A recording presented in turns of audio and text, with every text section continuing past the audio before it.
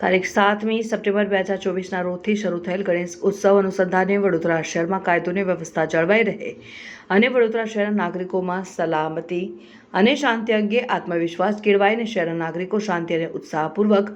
ઉત્સવ મનાવી શકે તે સારું પોલીસ કમિશનર શ્રી નરસિંહ કુમાર સાહેબની સૂચનાથી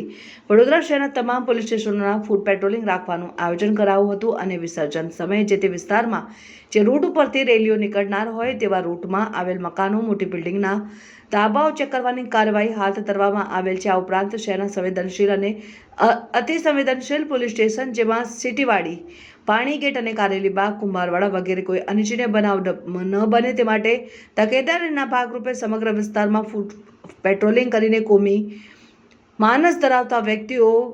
હિસ્ટ્રી શીટરો તથા MCR ચેક કરવા અને વિવિધ બિલ્ડિંગ અને ધાબા પોઈન્ટ ચેક કરવાની કાર્યવાહી હાથ ધરાઈ।